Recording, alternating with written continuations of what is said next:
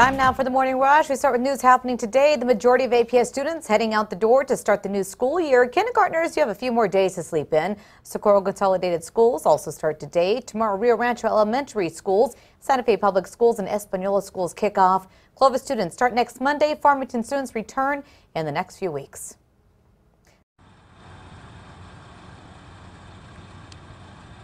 And as thousands of APS students get ready to head back to school, Cleveland Middle School students will be using a brand new hawk signal installed by the city. It's something officials have been working on throughout the summer to make their crosswalk safer. The new changes come after a 12-year-old girl was hit and killed in that area in March. Parents dropping off their kids are now being asked to go down to Montgomery, take a left on Montgomery, then take their very first left on Georgia, and that will lead them down the road to the school. All right, thanks so much, Sarah. Our coverage of the first few days back to school, including any problems you might run into, continues on air, online, and on our KRQE News app. Kristen. Spotty storms likely in the mountain areas today, isolated elsewhere. Albuquerque, just a spot storm possible rolling off the mountains. The temperatures will be hot. David? New details. Rio Rancho police say they are now investigating a child's death as a homicide. Detectives will likely continue combing through evidence and that they've gathered over the weekend. Police say that officers responded to the home near Sandstone and Moonstone on Saturday. They say the girl, her mom, and several other people live at the home, including other children. Now, officials are awaiting autopsy results to determine the cause of death. On to news happening today. A few setbacks. Now the 5 adults charged after being accused of starving 11 children and forcing them to live in disgusting compound are expected in court this afternoon. Taos County Sheriff's deputies raided that compound more than a week ago. They say the hungry kids were being taught to fire firearms so they could carry out school shootings. We're still waiting for a report by OMI to positively identify the child whose remains were found on the compound.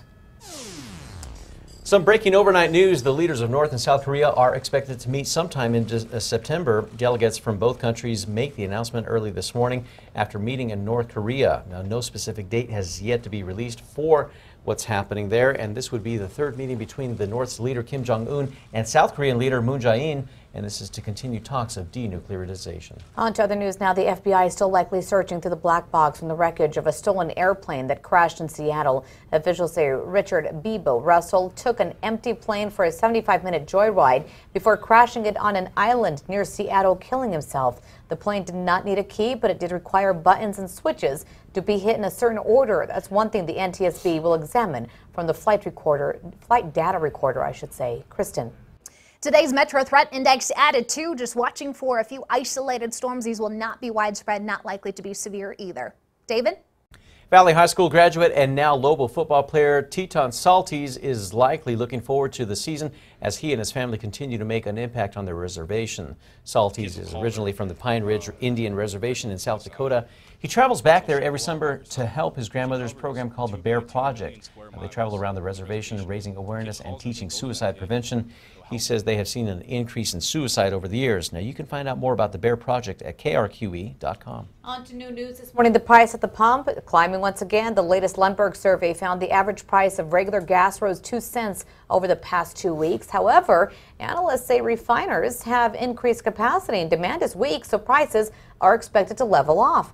According to AAA, New Mexico is averaging $2.79 a gallon. That's 6 cents below the national average, a few cents higher from about a week ago. Kristen.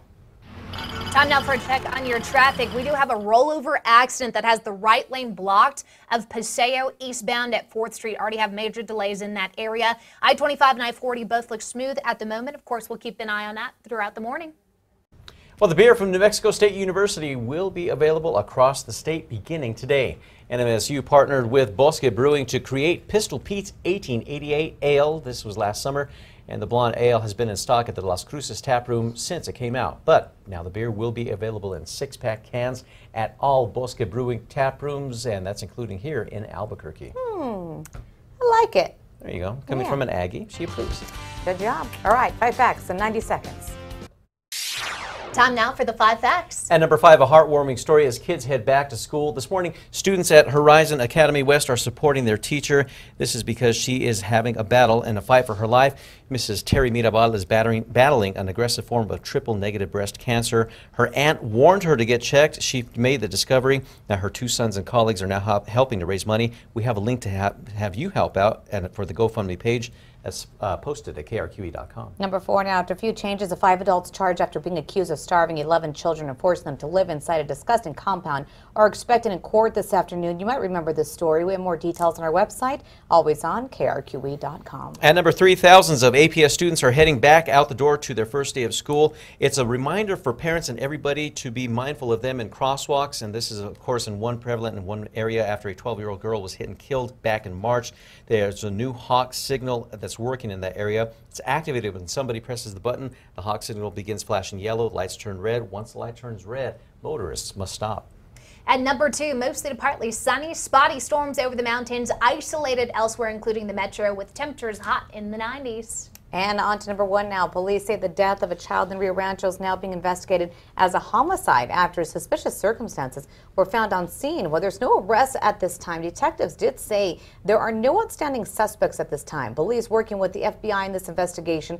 They say officers and paramedics responded to a home near Moonstone and Sandstone Saturday. That's when they discovered the girl's death. Police say the 6-year-old girl lived at the home with her mother and several other people, including other children. All of them have been interviewed. Police say they're now working with CYFD in this case. They've also said that they did report to this home multiple times before, but did not give specifics. You can find more details at our website, always on KRQE.com.